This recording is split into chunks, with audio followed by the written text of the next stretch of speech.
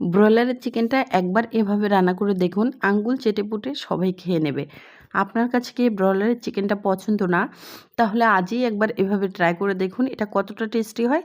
শুরুতে আমি এখানে 400 গ্রামের মতো ব্রয়লারের চিকেন একেবারে ছোট ছোট পিস করে কেটে নিয়ে তারপর খুব ভালো করে পানি দিয়ে পরিষ্কার করে পানি ঝরিয়ে লবণ ও হলুদ দিয়ে ম্যারিনেট করে 5 মিনিটের মতো রেখেছিলাম। তারপর এখানে 1/3 কাপের মতো রান্নার তেল প্যানে অ্যাড করে দিয়েছি। তেলটা গরম হয়ে আসলে ম্যারিনেট করা মাংসটা দিয়ে এটাকে খুব ভালো করে ভেজে নেব। আপনারা চাইলে একেবারে মুচমুচে টাইপের করে ভেজে নিতে পারবেন, তাতে করে আরও ভালো লাগবে।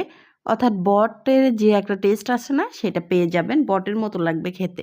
তো আমি একটুখানি কম ভেজে নেওয়ার কারণটা কি, আমার ছেলেটা না ব্রয়লারের চিকেন অনেক পছন্দ করে, একটু নরম থাকলে ওর খেতে ভালো লাগে, এই জন্য আর কি। সো যাই হোক, তারপর আলু আমি ওই ব্রয়লারের চিকেনের মতো ছোট ছোট কিউব করে কেটে নিয়েছি। আলুগুলোকেও পানি ঝরিয়ে রেখেছিলাম। তো এবার আলুটাকেও একটু লবণ হলুদ দিয়ে খুব ভালো করে ভেজে নিয়েছি, একেবারে লালচে করে ভেজে নিয়েছি। তো আলুটা কিন্তু পুরোপুরিভাবেই সিদ্ধ হয়ে গেছে, ভেজে নেওয়া হয়ে গেছে। আমি উঠিয়ে নিচ্ছি, সম্পূর্ণ আলুটাকেই আমি উঠিয়ে নিয়েছি। এখন রান্নার জন্য চুলায় ওই প্যানেই আমি আবার অ্যাড করে দিলাম 1/3 কাপ রান্নার তেল, আর দিয়ে দিলাম বড় সাইজের 3টা পেঁয়াজ কুচি। পেঁয়াজটাকে ভেজে যখন একটু নরম হয়ে আসবে, ঠিক সে পর্যায়ে 1 টেবিল চামচ আদা এবং রসুন বাটা অ্যাড করে দিয়েছি। সাথে দিয়েছি কাঁচা জিরে বাটা 1 টেবিল চামচ, সামান্য একটু পানি, এবং সাথে আমি এখানে মরিচ বেটে নিয়েছিলাম, সেই পাটাটা পরিষ্কার করে একটু পানি দিয়েছি। স্বাদ অনুযায়ী লবণ, হলুদের গুঁড়ো, গোলমরিচ, তেজপাতা, সাদা এলাচি, অর্থাৎ সব মশলাই আমি দিয়ে দিয়েছি।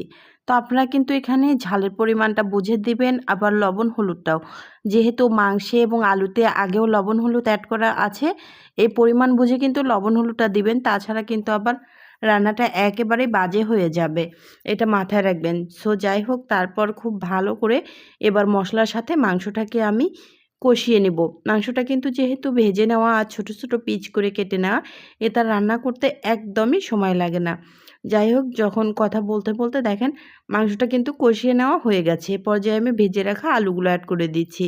এবার আলুর সাথে খুব ভালো করে মাংসটাকে নেড়েচেড়ে মিক্সড করে নিয়েছি। এইভাবে ব্রয়লার মুরগির রেসিপিটা একবার হলেও বানিয়ে দেখবেন। আমি কথা দিয়েছি, যে খায় না সেও তৃপ্তি করে খেয়ে নেবে, একদম কোনো গন্ধবিহীন আর স্বাদে পরিপূর্ণ। একটু বেশি করে লালচে করে ফ্রাই করে ভেজে রান্না করে খেয়ে দেখবেন। সো যাই হোক, তারপর আমি আবারও একটুখানি পানি অ্যাড করে দিলাম। এবার রান্নাটা কমপ্লিট করে নিব। তো সম্পূর্ণ পানি আমি শুকিয়ে নিব, একটুও ঝোল রাখবো না। আপনারা চাইলে কিন্তু মাখা মাখা রাখতে পারেন। তো আমি ভেতর থেকে যখন তেলটা ভেসে উঠবে, ঠিক সে পর্যায়ে চুলা থেকে নামিয়ে নিব। তার আগে একটু কাঁচামরিচ ফালি অ্যাড করে দিলাম, সুন্দর একটা ফ্লেভার পেয়ে যাবেন। তো লাস্ট পর্যায়ের দিকে যে তেলটা উপরে ভেসে উঠে এসছে, এখন আমি কিছু ধনিয়া পাতা কুচি অ্যাড করে দিচ্ছি। খুব ভালো করে নেড়েচেড়ে আবার একটু ভাজা জিরের গুঁড়ো অ্যাড করব, সুন্দর একটা ফ্লেভার চলে আসবে।